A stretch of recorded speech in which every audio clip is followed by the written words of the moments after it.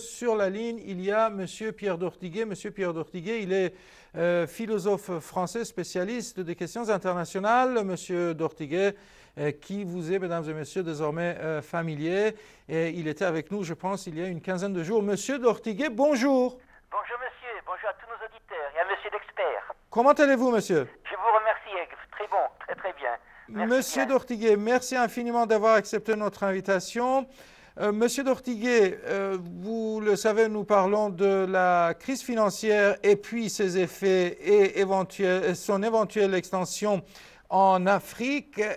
Monsieur d'Ortiguet, voici ma question.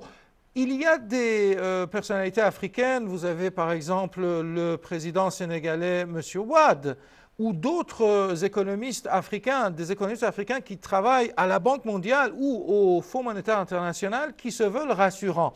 Ils disent qu'il y aurait peut-être des effets de cette crise sur le continent africain. On va ressentir donc ces effets, mais ces effets seront moindres. D'ailleurs, ce qu'on a entendu également de la part de M. Kazemi, ici présent. Ceci dit, les avis divergent, puisqu'il y a d'autres experts et analystes africains qui se veulent plus alarmistes. Vous avez par exemple M. Raila Odinga, le premier ministre kényan, qui a dit finalement, que deviennent-ils les pays africains qui sont innocents finalement, entre guillemets, je résume un petit peu, qui sont finalement un petit peu innocents dans cette affaire et dans cette crise. Quelle est votre réaction sur ces divergences? Il faut prendre naturellement, comme toujours, le moyen terme, mais bien comprendre quelles sont les positions différentes, respectives, par exemple celle exprimée par M. Wadé et le ministre du Kenya aussi, et d'autres experts. Quand M. Wadé et d'autres personnalités africaines, que l'on dit être rassurantes, en réalité se situent à un moyen terme, à un court terme, disons.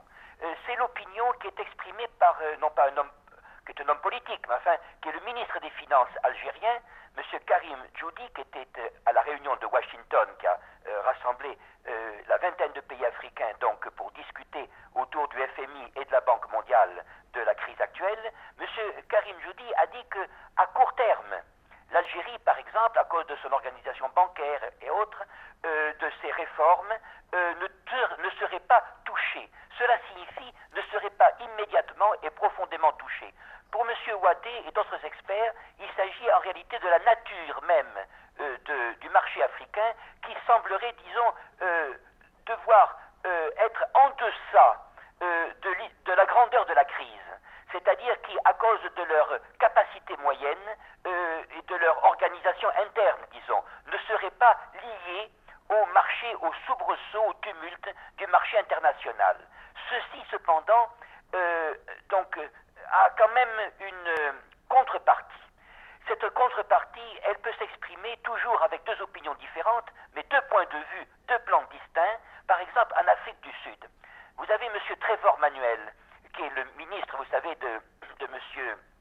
Beki, et qui ensuite donc forme le gouvernement donc avec M. Zumba, et qui est un expert reconnu, qui est un homme, disons, de confiance des milieux financiers internationaux. Bien, dans ce pays, dans lequel la monnaie, le rand, vous savez, a quand même plongé de 3%, c'est un pays qui exporte de l'or, ce qui est sa chance, et l'or n'a pas été touché par la crise. Il exporte d'autres matières, de platine, etc., mais il a été donc relativement optimiste. Mais le gouverneur de la Banque centrale d'Afrique du Sud, M. Tito Mboweni, qui est quand même l'homme qui est au cœur même du système international, car l'Afrique du Sud est un système africain et essentiellement international, du point de vue bancaire, a lui mis en garde très sérieusement contre les conséquences de la crise sur le plan social. Et en même temps qu'il craint l'attitude future des investisseurs en Afrique. Et je crois que nous ne pouvons que lui donner raison. Car, voyez-vous, lors de la réunion de Washington, ce 11 octobre, le ministre des Finances de la Sierra Leone et puis notre compatriote, M. Dominique Strauss-Kahn, qui est le directeur général, vous savez, du Fonds monétaire international, et tous les deux sont présidents donc du groupe consultatif africain, qu'au président, ils ont quand même déclaré, ils ont employé un adverbe assez redoutable. Ils ont dit que nous sommes en face donc d'une inflation, d'une montée de l'inflation, mais que celle-ci touche, et voici l'adverbe, indifféremment des pays distincts par leur régime de change, leur structure économique et leur niveau de développement économique. Là, il s'agit véritablement d'une déclaration catastrophique. Et on peut en effet voir toujours les choses de deux points de vue. Il y a eu un grand développement africain. Ce développement, vous savez, connaîtra certainement une baisse relative l'an prochain, mais devrait pouvoir reprendre. Cependant, il faut qu'il y ait un investissement étranger. Et c'est là, justement, qu'est le véritable danger. Nous avons, par exemple, je prendrai cet exemple qui est à la fois économique et humain, notre secrétaire d'État au commerce, Madame Anne-Marie Idrac. Elle a conclu un marché, donc, en Éthiopie, pour une société française, qui est une société d'éoliennes, la société Vernier, qui est un très bon contrat. Mais en même temps qu'elle concluait ce contrat et qu'elle discutait des conditions de la crise avec M. Jinping, qui se trouvait donc en Éthiopie, il s'est manifesté donc un rapport alarmant du programme alimentaire mondial qui dit que dans cette même Éthiopie qui veut se moderniser, avoir son indépendance électrique, par exemple, eh bien, l'aide alimentaire d'urgence a augmenté de 40%.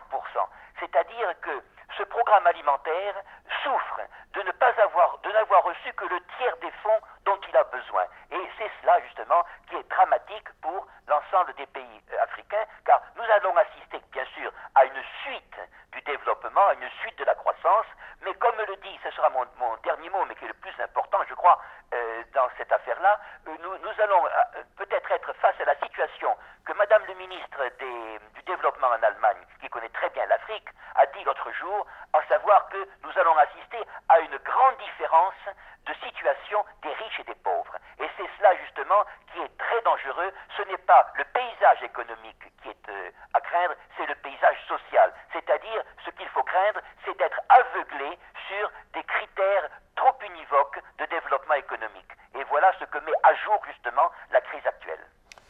Monsieur d'Ortiguet, merci infiniment d'avoir accepté notre invitation. Merci à vous, monsieur. Excellente semaine à vous, monsieur d'Ortiguet, et à bientôt. Merci beaucoup de votre gentillesse. Merci beaucoup, monsieur. À bientôt. Au revoir. À bientôt, merci. Quant à nous, on se retrouve dans quelques secondes.